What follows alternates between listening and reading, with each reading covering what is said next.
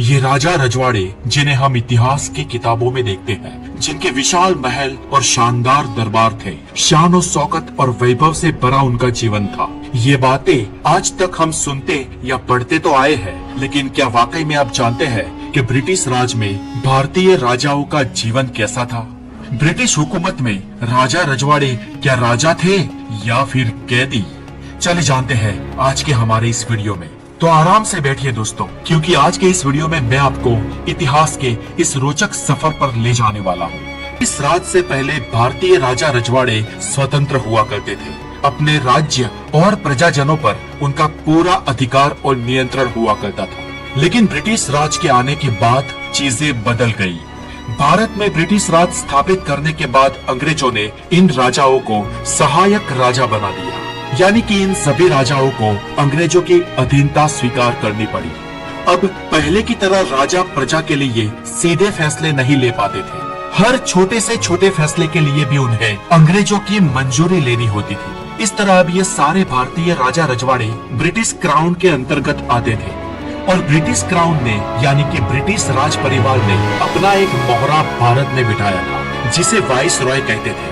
और इस वाइस रॉय को ब्रिटिश ताज के प्रतिनिधि के रूप में राजा रजवाड़ों के साथ भारत में अपना काम लेना होता था।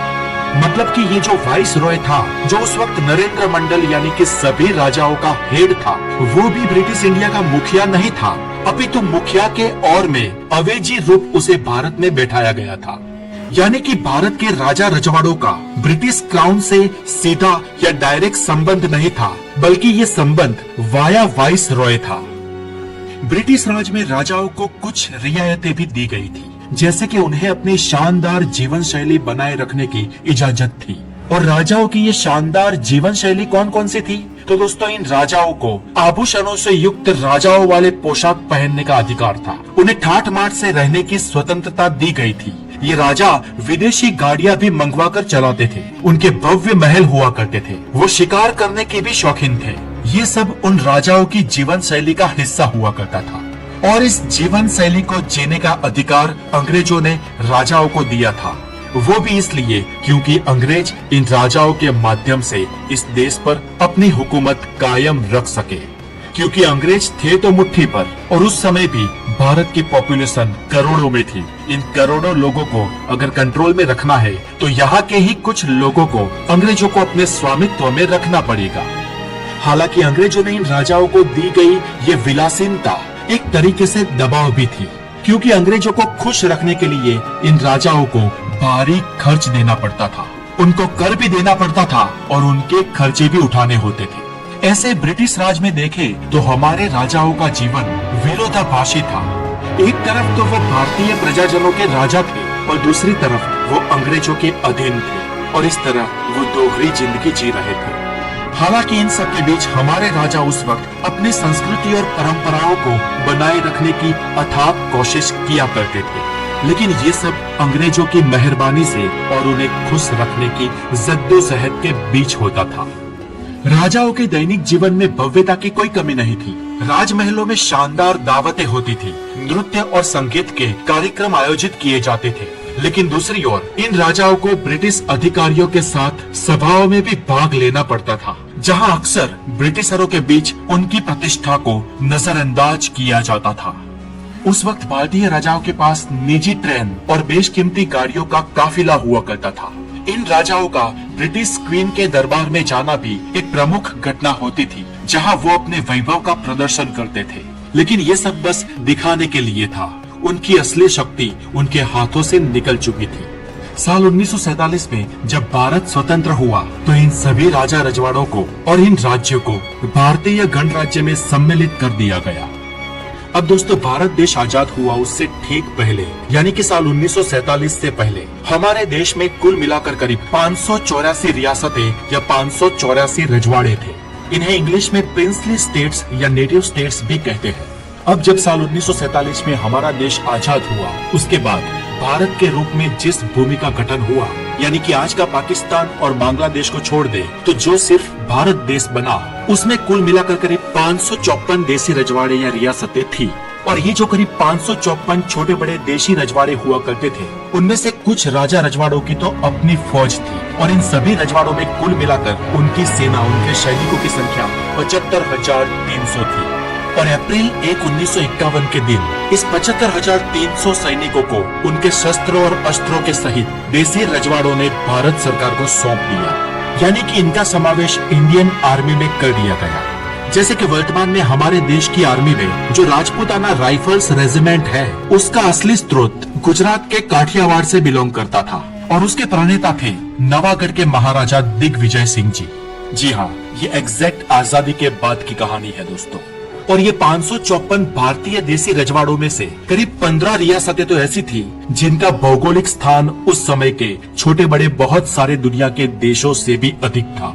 इन देसी रजवाड़ों की जितनी भूमि थी, उनके अलावा ब्रिटिशरों के अंडर में कुछ डायरेक्ट भारतीय लैंड भी हुआ करती थी, जिन पर देसी रजवाड़ों का नहीं लेकिन डायरेक्ट ब्रिटिश अमलदारों की सरकार चलती थी, जिसमें मुंबई प्रांत, मध्य प्रांत और मद्रास प्रांत जैसे विस्तार थे। और इन सब प्रांतों को भी 1947 में आजादी मिल चुकी थी और आजादी के बाद ये सभी प्रांत और जो सभी देसी रजवाड़े भारत में जुड़े, वो डायरेक्ट अब इंडियन गवर्नमेंट के कंट्रोल में आने वाले थे।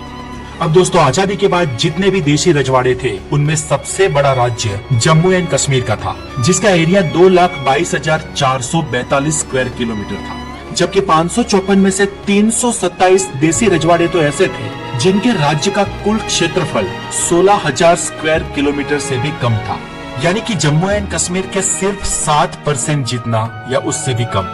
इनमें सबसे छोटा जो रजवाड़ा था, वो था गुजरात के काठियावाड़ का वेजानो नेस रजवाड़ा। जी हाँ, इसका नाम था वेजानो नेश।